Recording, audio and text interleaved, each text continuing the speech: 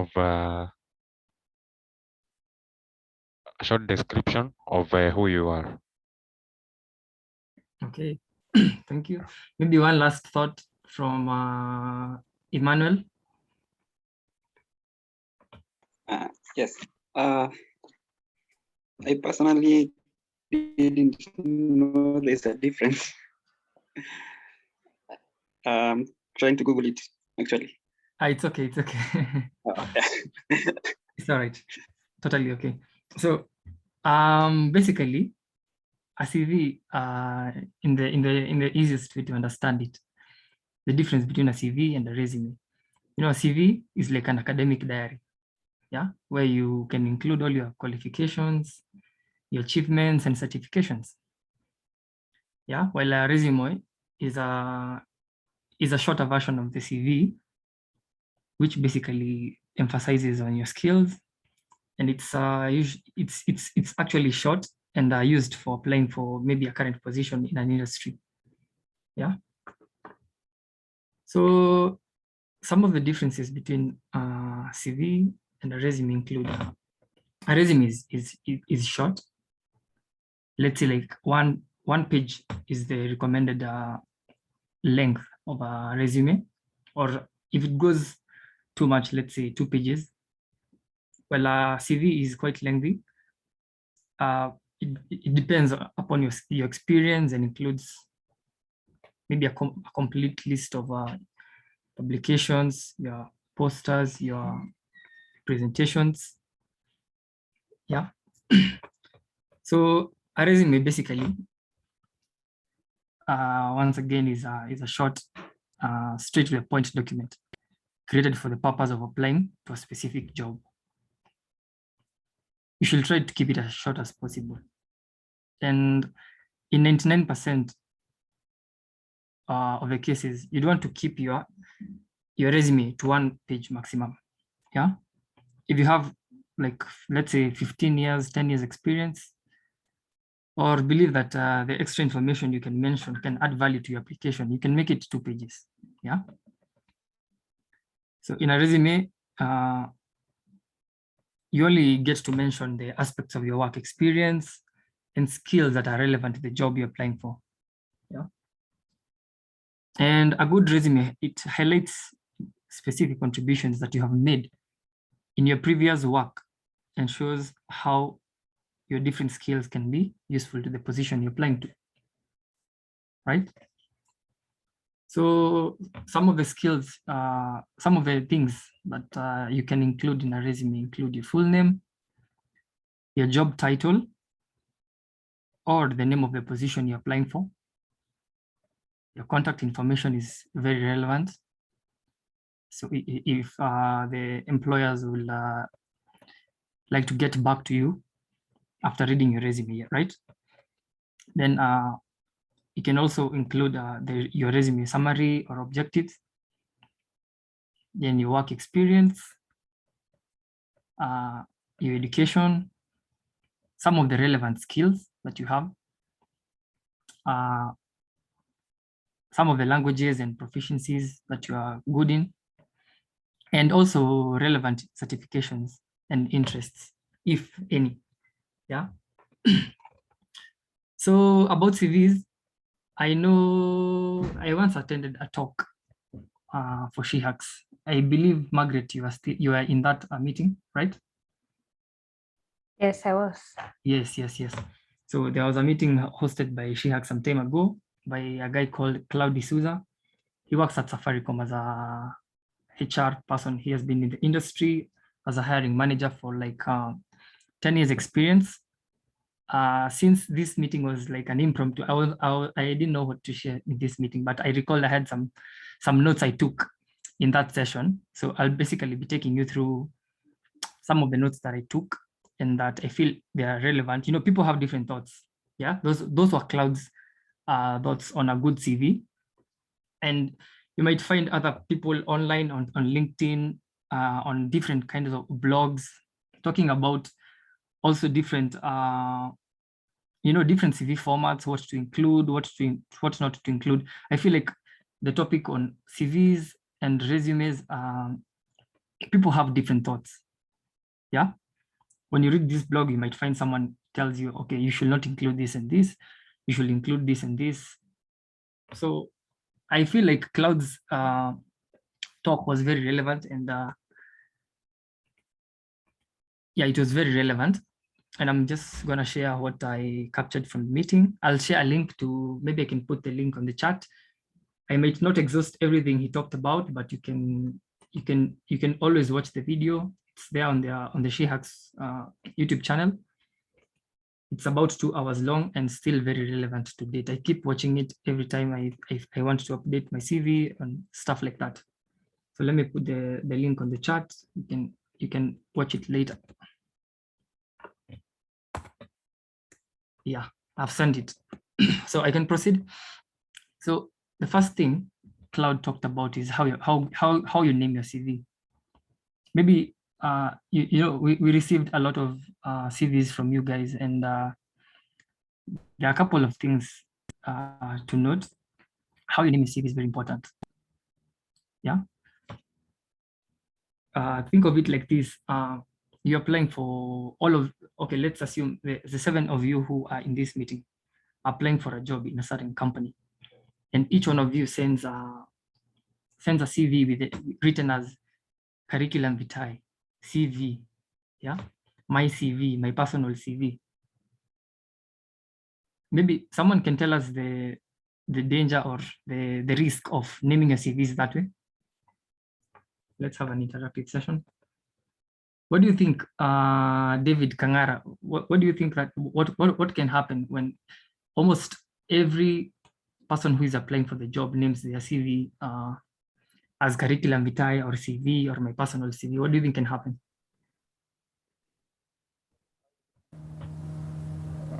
Can you hear me? Yes, you can. I think the dangers will be the CVs will at times mix up, and I will suggest that HRs are maybe busy and maybe they would like to pick the people who have named their CV, their names, to make the work easier, you know. But that will be my idea. So I would think that it's good to name your CV, maybe your name with maybe a title CV, something like that. Thanks. Exactly. Thanks for sharing. That is the main point. Like, you see, these people, and you know, I'm sorry, but HRs, you know, they have this thing. They are, you know, they're tough people. They are always busy and stuff. So when they get these kinds of applications, yeah, they don't know where to start. Like they tend to get bored. So where do I start? We have a lot of CVs named curriculum vitae. So chances are that your CV is not going to be looked at. It's very high. And you see, it's not that you're the only person who is applying for a job. So your CVs tend to be mixed up, and it tends to be a lot of work for them. Okay, keep opening each CV. I have to open each CV so that I can know this CV belongs to Margaret Kamau, this CV belongs to Emmanuel Njeru. But what you should do when naming a CV, first of all, you will write your CV, let's say in Word, right? But the best format of sending your CV when looking for employment, the best format to use is a PDF. Yeah, and how you name this PDF is very important. You should name it your full name, then followed by something like a CV. For example, I will name my CV Stephen Kageche CV or David Kangara CV. That's how you should name your CV when applying for a job, and it should be in a PDF format. You know, a Word document might be, you know, Word document can have problems opening on the other end. You see, because depends. You see, people save documents in different formats. There are people who will save it as a doc file. There are people who will save it as a docx. There are people who will save it as an ODT.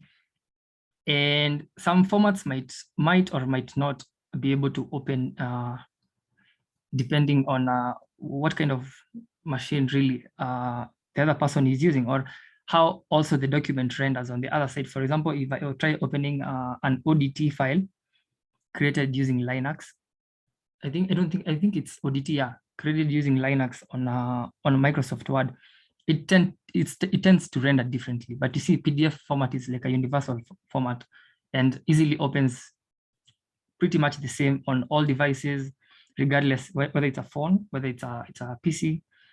It tends to open up the same and doesn't change its format, right? So the next thing I captured from the meeting was do not make your CV more than 4 pages. Yeah. And some of the things that makes your CV longer than 4 pages is, like, for example, having blank pages. Yeah. Unapata one page, the first page you've written, it's quite full. Second page you've written, and then it's like halfway done. Then you skip to the next page. Don't have a bulky kind of a CV. It tends to be boring for the HR person or the recruiting officer to read all that stuff in your CV, right? Something else I captured from the meeting, you need to update your CV every time you accomplish something new academically or professionally. Meaning that whenever you get a new job or you publish something new or obtain a new certificate and so on, keep updating your CV. Let it be up to date. Yeah. Then something else is you should always have your CV ready. And the best and the most recommended way of having a CV ready is having it on your cloud. Don't be in this kind of situation whereby you meet up with someone, let's say in a matatu or in an elevator, in a gathering, in a meeting, in a conference, and they ask you to send their CV. Then you're like, I will send you my CV when I get home. Ama, I will send you my CV. Ama, my computer has broken down and my CV is on my computer. I cannot access it right now, but I can try create a new one when I get home. No, and maybe that job they wanted to offer you is closing in like 2 hours or by 6 p.m. You see, that will disadvantage you greatly. So it's highly recommended to have your CV ready, so that, for example, if you're in a matatu and you're talking with someone casually and they tell you they actually have a job position at their workplace and they ask you to send a CV, you can just log into your cloud platforms, let's say Google Drive, Mega Cloud, Dropbox, and easily retrieve the email and share it with them. That way you'll be advantaged compared to someone who says, ikifika home, I'll draft I'll make some edits, I'll need to do some edits, and then I'll send you later. That one is a no-no, it's a big no-no. Yeah, so that's why I've said you need to have it updated every time, and every time you update it, make sure to always convert it to PDF and always have it ready with you on the go, right? Something else, okay. You have named your CV as Margaret Kamau CV.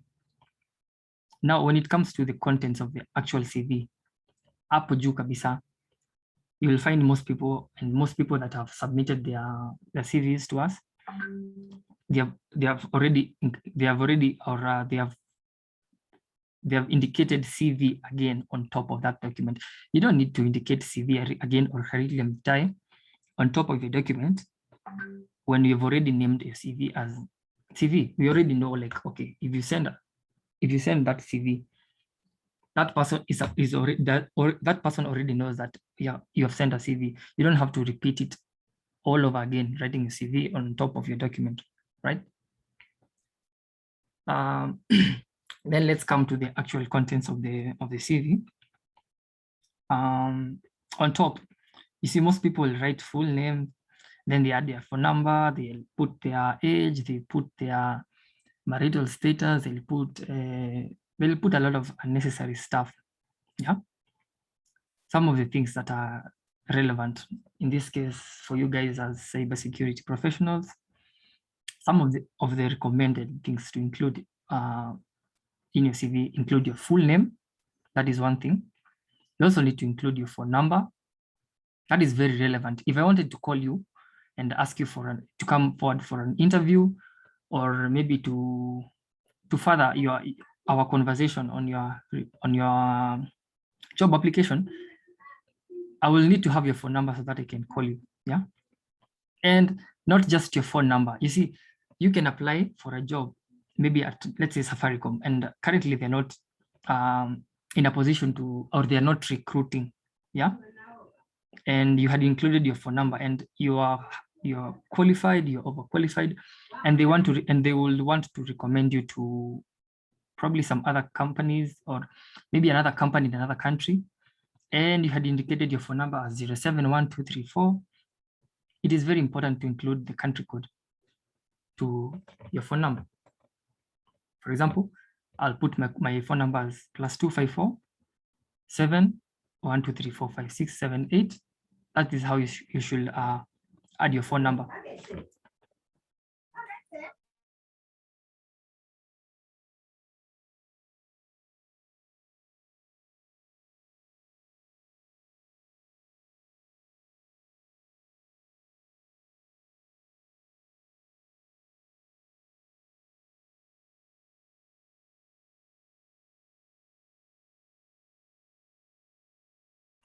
Sorry for that.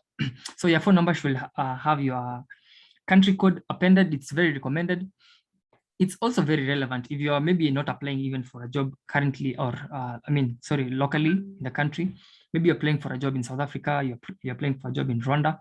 It is important to append your country code to your phone number. Yeah. And also that phone number that you include in your CV, it should be active. Don't include a phone number that you know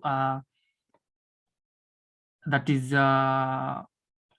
outdated, or it's currently locked out. Yeah. Or maybe you included your phone number and yeah, it's locked out. Always put your current and active line. That is very recommended. And something else to include is your email address. Sorry, about the phone number, you might have put another reason I mentioned. You should have your CV up to date. Is you might have added a phone number. Yes, you created your CV on January and you had this phone number, your Airtel, maybe your Safaricom, and then down the line it was stolen and you forgot to. It was stolen and you changed your phone number, maybe to a Safaricom line or a Telcom line, and you forgot to update it on your CV. You see, it will be pretty bad when someone calls you and you're off. Yeah, so you should keep updating information on your CV. Something else to include is your email address. Now, this is very important. It is important to not just add your email. You see, there are many email formats. There's Gmail, there's Yahoo, there's Outlook, there's Proton Mail, there's Twitter Nota, there's a lot of email formats that you can include in a CV. It's recommended to add your professional email. What do you mean by professional email? Hi, I want you to compare these scenarios. I have stevenkageshe@gmail.com, and I have another one, msupas@gmail.com. Now, assuming you're getting this kind of a CV that has msupas@gmail.com, and you have steveKageshe@gmail.com, which one will you compare more professional? Emmanuel. Stephen Kageshe. Yeah, awesome. That one will be that shows that you're serious about your professional journey, and something like that. Basically, have a professional email. If you don't have one currently, or you have an email address, and it doesn't look or appeal to be like a professional email, you can try have another, or create another email address that looks more professional. That one will be a plus for you. Just don't have funny kind of email addresses on your CV. So that is something else you need to take into consideration. Something else you need to add, and that is very relevant, is your LinkedIn link. Well, about your LinkedIn link, links can be very long. Yeah. What you can basically do is you can add a short hyperlink to your LinkedIn profile. For example, instead of included HTTPS linkedin.com/Steve, Then there is that LinkedIn number. You can just basically put linkedin.com, then your LinkedIn name. Yeah, keep it short so that you are so that it doesn't even look the link doesn't be so big, like 2 lines long. No, keep it short. You can also add your GitHub link. You can also add your blog link. Yeah. So you've not heard me mention of some things like religion, your ID number, your blood type, your height, your marital status, your address, your gender, your tribe. Well, those things in the current world, or I don't know how to say it, they are not relevant. But why do I say they are not relevant? You see, you might be sending this CV to a HR person who is biased. Yeah. These people will look at your CV and they will be like, so you're Christian, and maybe they're Muslim. Yeah. They will be biased for that. Something like your marital status, you might, the HR person, you don't know who your CV lands on. So this person might be maybe heartbroken or single, and you're saying that you're married with, I don't know how many kids, whatnot. That is really not important. Yeah.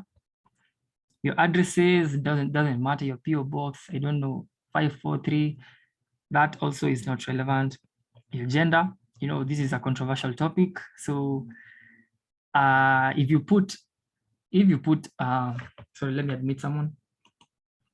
If you put something like male, female, I don't know, and that's a controversial topic and quite a sensitive topic to put about. But if you put your name like David Kamau, I know that you're a male. Yeah. If you put something like Margaret, I know you're a female. Tribe is also something else that is a controversial topic. You might have your CV landing on a Kisi person or a Kamba person or a Kikuyu person, and they don't like your tribe, and as much as they see you're successful and everything you have accomplished as indicated in your CV, they might tend to be biased. So adding your religion, ID number, I don't know, blood type, height, your marital status, trust me, these things we have seen them in these CVs and they're not relevant. Yeah. So the next thing is about your career summary. Now, you'll find people indicate paragraphs and paragraphs about their career summary. Try keep it short. Yeah, this also makes your CV shorter. So the more paragraphs you write, the more lines you write in your career summary, it tends to make your CV long. And remember, we have said it shouldn't be more than 4 pages. Yeah. So we are continuing to cut down the things that are really irrelevant and just keep it short, maybe 3 sentences or less. That's totally fine in your career summary section. Something else people mostly write in their CVs is work experience. No, a better way of saying work experience, you should indicate it as a professional experience. You're not a worker. You're not a worker. You are a professional. Yeah. For your cases, you're professional. You should consider yourself as professionals. You're not a worker. Don't consider yourself as a worker. So instead of saying work experience, indicate it as professional experience. Yeah. Something else, another section to talk about in the CV is the responsibilities. Please, please, please stop including or trying to exaggerate stuff on your CV. Yeah, on the responsibility section. I don't know, you are responsible for handling what and what. That is, don't lie in your CV. Don't put irrelevant stuff in your CV. Put like 6 things, yeah, that can help you stand out from other people who are applying for the same job. Yeah, you don't have like, you basically include like 6 things that can help you really stand out. Yeah. And something else is about quantifying numbers. What do I mean by quantifying numbers? So when you talk about your responsibilities and achievements, it is really important to quantify with numbers. For example, you can indicate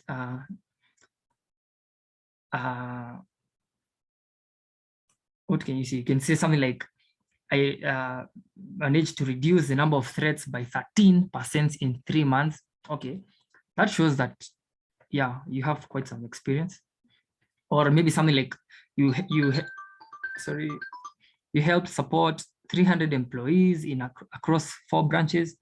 Well, that shows something and helps you stand out compared to other people. You can also include something like defending over 200 employees against a ransomware attack. You see, such kind of stuff, it helps show the employer you are capable of doing something. And sorry, let me pick a call.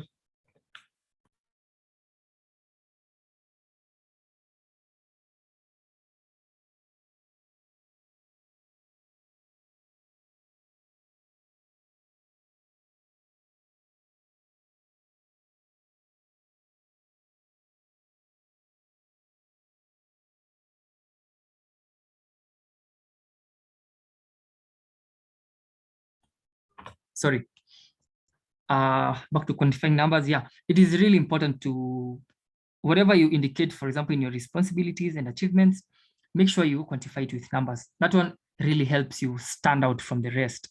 Don't just say something like reduced or stopped ransomware. Yes, you stopped ransomware, but try making it, and as much as you're trying to quantifying it with numbers, be relevant, like be realistic. Don't indicate weird numbers or try to lie in your CV, right? Something else on your achievements, you know, some people go to do basically job, and also other people go to achieve greatness. Some achievements, like I've talked about responsibilities, also try quantify achievements with numbers. For example, ensuring that 95% uptime of what and what and what, or something like manage a team of 6 junior developers, or ensuring a minimum loss of such etc, or something like I was recommended by my director because of, you know, that kind of thing, or passed the security audit with 100% verification. Put something that helps you stand out from the rest. Yeah. Something else, in your CV, it's recommended to indicate the last 2 positions that you've held in an organization. If you're currently working, or if you have currently been in the industry for quite some time and you've worked for different organizations, put the last 2 positions or the jobs that you did. Avoid putting stuff like internships and whatnot. I know you'll ask, what about I've just completed school, I don't have an experience. I'll talk about that. Yeah, and keep it short when you're talking about your positions. Like in 2017, I was an intern at the central bank. Keep it short. Make it like 1 line. And focus on what you're currently doing. Yeah, give focus to what you're currently doing. If you're fresh out of university or college, talk about what you managed to do in your internship period. Yeah, also try quantify that in numbers. During my internship, I managed to do so and so and so. Quantify it with numbers. Something else that is very relevant to you guys in the cybersecurity field, something else you can include in your CV is your professional memberships. Yeah, what do I mean by professional memberships? You can talk about, I'm a member of ISACA, I'm a member of Kenya Cybersecurity and Forensic Association. You might be a member of IEEE. That one shows that you're serious about your professional journey. It shows that it shows that you're serious about your professional journey and also interacting with other professionals in your network. Yeah. Something else that is very relevant to include is if you can also include your volunteer work. It shows that you give back, yeah, and not just, when you talk about volunteer works, let it be something relevant. Don't say something like, I don't know, what can you say about volunteer works? I volunteered to try make it relevant to maybe the job role or your current field that you are applying for, and the current job that you're applying for. Don't put irrelevant kinds of volunteer works. Yeah. Something else that Cloud talks about was hobbies. This was interesting. You find that a lot of people will include different kinds of hobbies. Yeah, watching movies, watching series, I don't know, reading novels. Depending on what kind of hobbies you'll include, employers don't really care about what you do on your personal time. In fact, it can try give them a general overview of, for example, if I give you a chance to work in this organization, you'll probably be watching movies on your laptop, on your desktop most of the times. You'll probably be reading and focusing most of the time on novels. So if you have to include hobbies, try maybe, for example, you guys are in cybersecurity, try making it and try putting relevant stuff. Like, for example, during free times, I enjoy playing CTS. That is relevant and shows that it helps you kind of grow, yeah, in your area of expertise, yeah. Something else about something else that is very controversial. People have different opinions about it. Is the referees section. Yeah, some people will talk about adding your former employer, your teacher in university, adding your spiritual leaders, religious leaders. Sorry. Well, I don't know. What's your take on that, Grace? Let me hear your thoughts.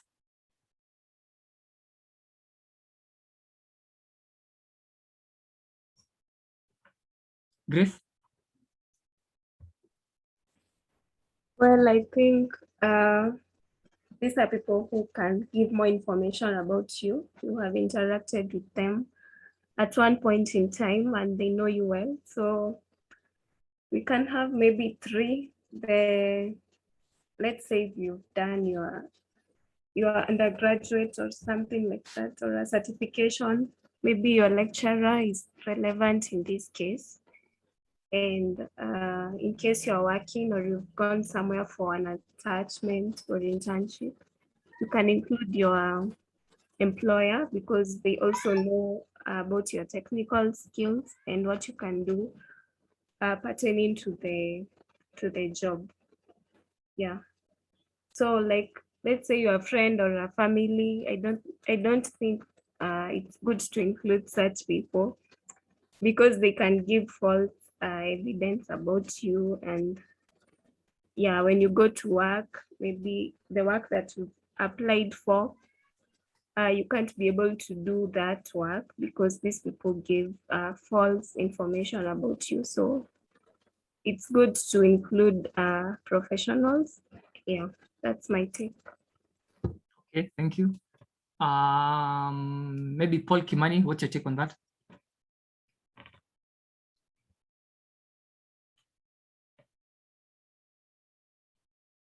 Paul, are you there?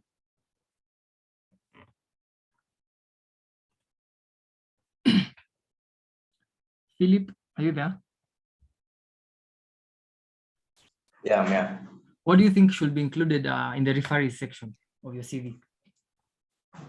And the reference part, including some people like the religious, as you say, I don't think that it's that relevant because they don't know your professional part, like what you can do or what you can provide to the organization. Yeah. Okay, thank you. Paul, I see you are unmuted. Yes, My take on this is maybe one can include someone who knows him or her better. Second, you should know how you do your work.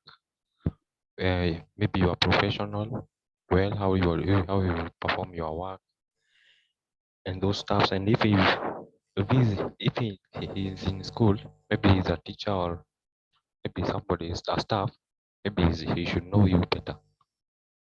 Yes. Okay, thank you. So from all your thoughts, I can summarize it by saying you should put relevant people in your referee section. First of all, don't exceed more than 3 people. If you start exceeding more than 3 people, that's a red flag. Basically put people that know you. Yeah. For example, let's say I've worked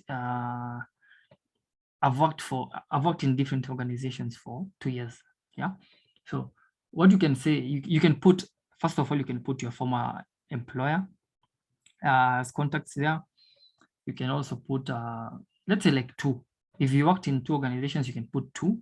And maybe the last one, you can put someone like a university lecturer, and not just any university lecturer, someone that you are maybe really close with, someone that can be called, hi, do you know about David? And they will be like, David, which David? David Kangara. Oh, David, yeah, I know him. He was a good student, whatnot. He was self-motivated, whatnot. That kind of thing. But don't put people that when they are called, when they are written to via email or something like that, they don't have an idea of who you are, or maybe you try faking referees. That is something that happens, and it's really embarrassing. That you can put, let's say you don't have maybe a current working history. Maybe let's say like you're finished school, and you don't really have that work experience. And I'm seeing Paul's hand is up. Let me finish, then you can unmute your mic.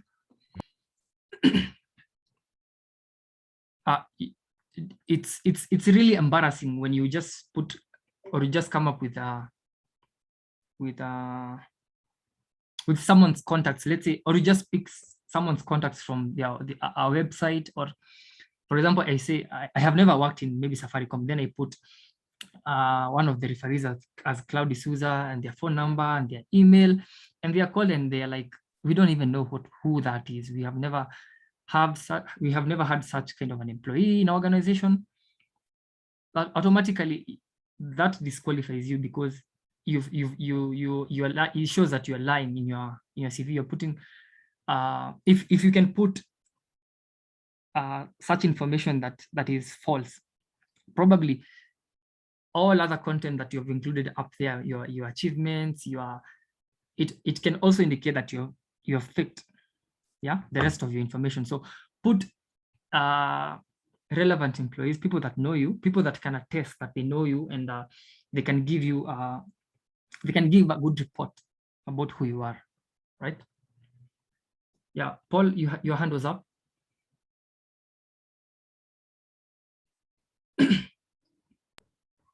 Yes. I wanted to ask this. Is it good for them to know that you have indicated them on the CV? Yes. It is also very important to try give them like a heads up that you have indicated them on a CV. Maybe that can happen. Maybe, for example, okay, I worked for let's say I worked for my previous boss, and I wanted to include them in my CV as a referee, and I don't know their email address or their phone number, or maybe their full name. So you see, I have to like contact them. I ask them, hi sir, I wanted to apply for this job role, and I wanted to inquire about your details so that I can include you in my referee section. You see, that gives them an idea of that you want to include them in your referee section. You get? So that someone cannot be called and they are caught off guard, and they're like, who is Grace Omboy? I can't remember who Grace Omboy is. And you said you worked in that organization, I don't know, the last 2 months. It can be really embarrassing and cause a lot of like red flags. I don't know whether I've answered your question. Yes, you have. Sure. So I'm going to be talking about this section will be a bit short and I'll do it very fast. Some of the things that already I've talked about, some things that should not be included in the CV. Extra things, adding your picture to your CV. No, don't add your photo to your CV. Okay, maybe in some countries it's acceptable. Maybe in the UK, in the US, I don't know, but don't consider putting your photo on your CV. What else? Something else, don't mix up your fonts, your font sizes, and also colors in your CV. Don't make your CV look all colorful and stuff. For example, you might find someone using different font sizes in different sections. Have a standard, there's a standard format size for official documents. That is 10, 11, 12. Yeah. So the recommended is 10, 11 if you're writing text, and maybe like 12, 13 for the headings. Yeah. And have a standard font. I think the official font size, the official font is Times New Roman. Yeah. So don't have fonts. Maybe in the introduction section, you're using font 10, which is small. In the next section, you're using font 11. In the next section, you're using 12. At some point, you're using 15. No. That will look bad, and that will look bad when your CV is printed for filings. Because when your CV is sent to an organization, I think 80% chances your CV is going to be printed for filing purposes. Even if you're not picked or something, your CV normally gets filed. So it will really look bad when it's printed and it has different sections that have small sizes, small font sizes. Others are bigger than others. Just have standard font sizes, and colors stick to black. Maybe, yeah. Don't have all, like, this section has a red color, the other section has a yellow color, the other section is bolded and has green on it. Just have a standard document. Yeah. About how you're going to save your CV, we have talked about saving it as a PDF. That is a universal format for. It's the recommended version of saving your document. Yeah. Every time you update it, ensure that you also save it as a PDF. Have a PDF version and a Word version for your sake, for editing purposes. Yeah. Don't also provide irrelevant personal information. I think I've talked about that by including things like your gender, your ID number. It's not really that. Yeah, it doesn't hold. For example, adding your ID number and you're applying for a job in South Africa. Well, it can be relevant or it might not also be relevant. Yeah. Something else to check on is spelling mistakes, punctuations, and grammatical errors. Please, after you're writing your CV, please, you can always, there are online tools that can help you look for spelling mistakes. Also, Word, I think, as you type, you might see that a certain word has been underlined in red or maybe blue. Try look at the spelling mistakes in your CV. You can use some tools like, I think, Grammarly does a pretty good job on that. Or you can also give someone your CV. You can send your CV to your friend, to a colleague, to just go through it and tell you, okay, you have some grammatical errors and some errors in semantics. You should not have written this way. Maybe they can try give you suggestions. Try share your CV with someone so that they can help you to correct if there are some problems they found in your CV. Something else that you should avoid is lying. Maze, don't lie. Don't put misleading stuff in your CV. For example, saying that you can be able to do, I don't know, maybe I can share a story from a friend.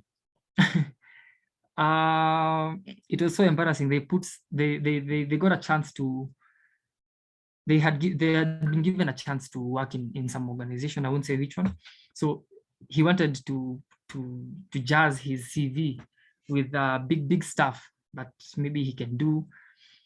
And they ended up putting a lot of things. I can do this and this. Let's say, for example, I can be able to set up virtualization servers, whatnot, those kinds of complex stuff. Then they went for the interview and they were asked to do some sort of demonstration, and they were so embarrassed that he was so embarrassed that he started Googling stuff when the recruiting people are there, and that really showed that he was not competent for that job, and that's how he lost the job, because he put a lot of stuff that actually when they realized that he cannot do some of the things that were included, they started actually asking him a few basic questions, oral questions related to the role he was applying, and he could not be able to answer most of the questions. So it will be so embarrassing. And if you put or lie in your CV, basically put stuff that you can do. Don't over exaggerate your CV with stuff that you cannot do.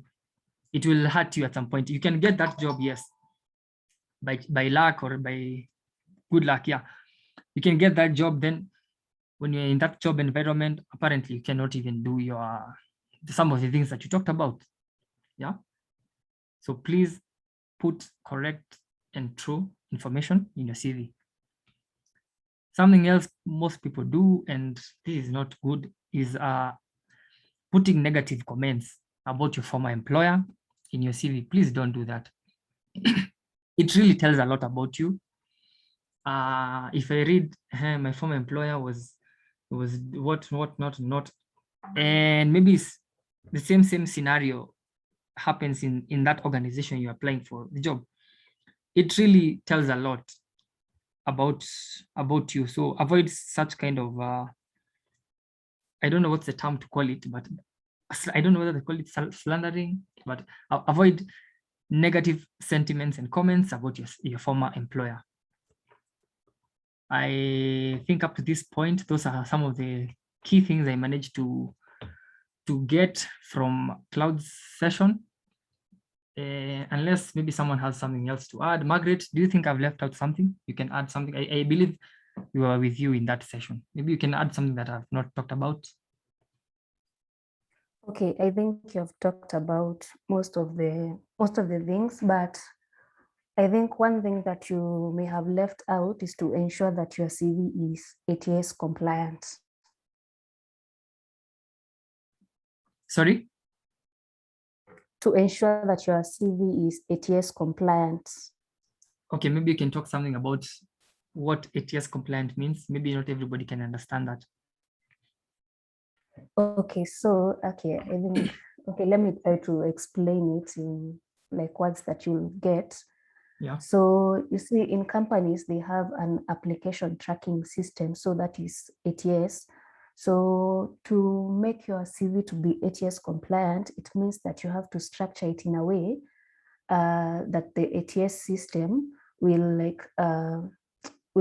take out the key things from your CV, things like maybe you have a CEH certification, something like maybe you have a degree in IT. So it should be in a way that the system should take those key things and like compare with what it has in the system. You see, we have CVs which contain a lot of graphics. CVs that, yes, ziko in a PDF format, but you can't read like the things which, like, you cannot get the content that is in the CV. So don't include a lot of graphics in your CV. Make sure that it's like it has content which is readable, and content which, if you pursue through the ATS system, it will like retrieve the key things. Let's say they want you to have a CH certification, they can get that. I think a good place to check if your CV is ATS compliant is Glassdoor. So you can go to Glassdoor and upload your CV, and then I think they will give you a report to show you that maybe your CV is ATS compliant, and let's say you are applying for a security role, I mean a cybersecurity role, so they will tell you if your CV actually shows that you are in security or not. You know, we can have CVs, you want to apply for a cybersecurity role, but then a lot of information that you have in the CV is like on the developer side. Like you have maybe a lot of things which like are more on the software engineering side than on the cybersecurity side. I think you can follow John, the career coach, to get more details about this. There is another page that I've forgotten, but if I get the link, I'll paste it on the chats. I don't know if you understood what I am saying. Please confirm. Yeah, sure. We understand. I'm seeing Grace has her hands up. Grace, thanks, Margaret, for sharing.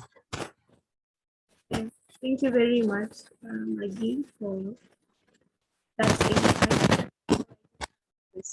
You have said about writing your CV, like you need to indicate, for example, I'm applying for cybersecurity. I need to show that there is something in my CV that really identifies me to qualify for cybersecurity. So let's say like I'm new in this field, I don't have any experience. How do we go about that? And I want to do cybersecurity stuff or be a developer or something.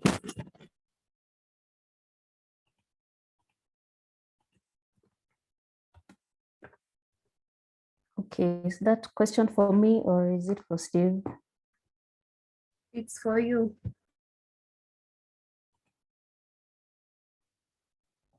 Okay. Let me try to address that question as I have understood it. So you might not have a lot of experience in cybersecurity, but if you are applying for a job that is cybersecurity related, then I think you might have taken things like maybe courses on something like introduction to cybersecurity, maybe even attended a conference about maybe cybersecurity, or even you are part of a community that is cybersecurity related. So I think for this, you will structure it in a way that it will show that you're passionate about cybersecurity. Even if you don't have like the required skills, you are passionate about it and you are working towards it. Just tell me if I have answered your question or if I have left something out.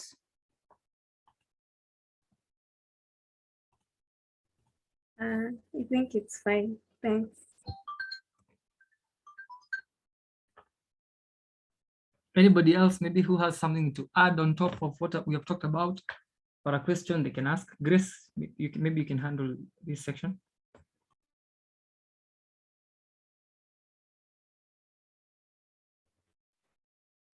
Okay, thanks for taking us through the session. We have learned a lot, so maybe because of time, we can just raise our hands in case you have any question, and just to add, or even it's adding and also asking, should we include like objectives in the CV? For example, is it right to have your objectives, your career objectives, or your personal attributes as part of your CV? Maybe writing your goal in the next 5 years. Maybe you want to achieve a certain thing. Is it right to have it in your CV? Maybe we can get your reactions, starting from Paul.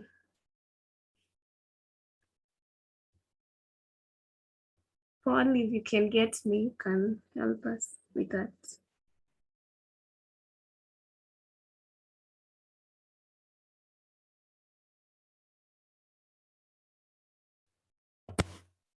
Philip.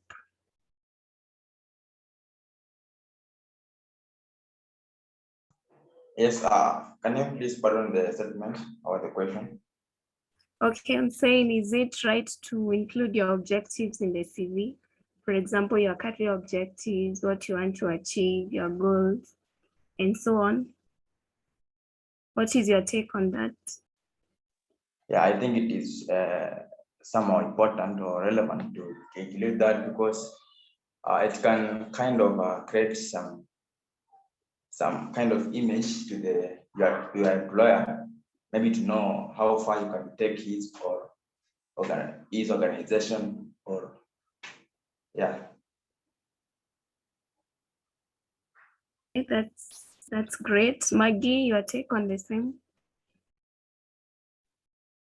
Okay, I'm not really sure about that, but the session we had attended, the cloud session, I see in my notes that I have written that you can avoid personal objectives. So I think you should avoid personal objectives, but career objectives, you can structure them in a way that will, I think, put you ahead, that will show that you're focused or maybe passionate about the field you are in, but it should be things that are achievable, not things like you want to be the next Facebook CEO or something of the sort.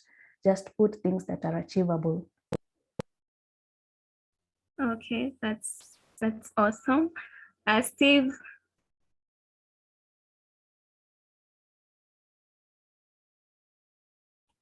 Hello.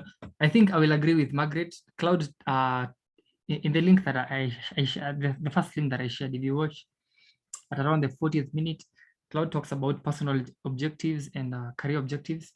It's not quite relevant to add your personal objectives as you applying for a job, unless you head for the interview and they ask you what are some of the, what are some of your personal objectives in your career. But in this case, you're applying for a job, it's not that relevant to add your personal objectives. So I really highly recommend, after maybe this session or during the weekend, you can try watch that session. It's very informative. Maybe you make sure you also take notes from it and probably learn something out of it. Yeah. Okay, thanks for that too. So maybe the last question before we close it up. At what point, when is the right time to write your CV?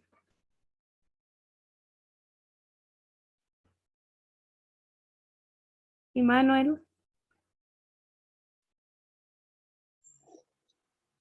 The right time to write your CV.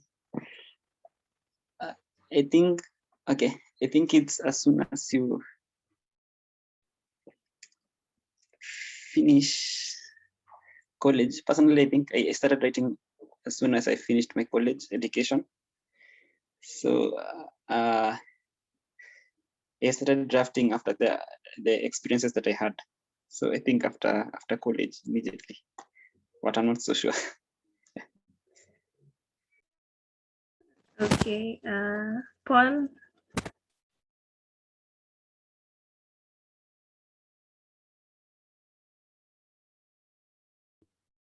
Philip? What I think is CV should be always kept updated. So in everything that, okay, maybe you have a certification, then you can go to CV and kind of update if you already have one.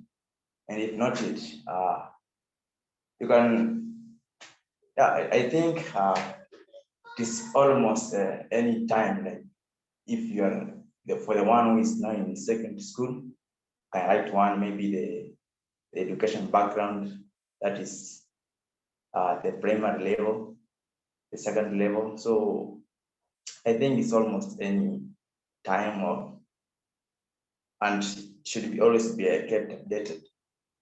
Yeah, thank you. David, maybe the last person. I think about updating your CV. I think it should be every time maybe you achieve something, every time you learn something new. But like maybe when you use, for example, in security, maybe you've learned how to use something like Babsuite. Maybe you can look for a place in the CV and maybe include with at a point and say that you're conversant with maybe some softwares like Babsuite. Maybe when you do a certification, maybe once maybe you attend some training, some certificate, something like that. I think what else?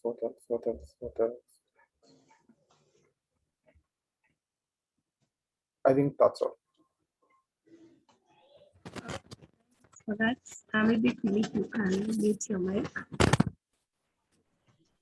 Yeah, I think what you said is right. It's good to always have your CV updated. So having your CV as early as possible, it's good. When you get any experience, you keep updating it. And as you said, be short and precise.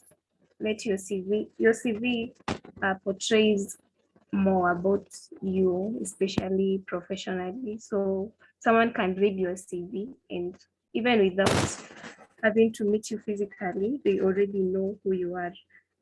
Thank you very much for sharing your CVs with us. We have gone through most of them, and it's a good start. We do appreciate every effort that you have kept and put to join these sessions. I hope we are learning a lot. And in case you have any question, you are free to ask any of the admins. And karibuni sana. Next week, we'll be having sessions in the office. We are looking forward to meet you, to interact more, to learn from each other, and even to grow. I don't know if there is anyone who has any pending issue before we conclude.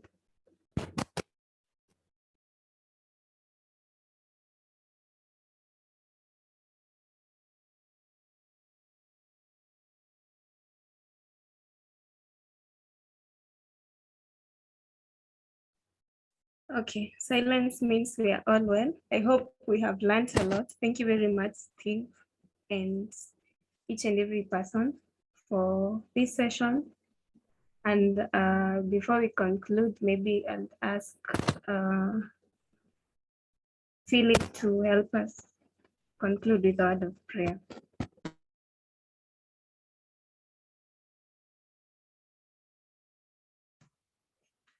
Okay, let us pray.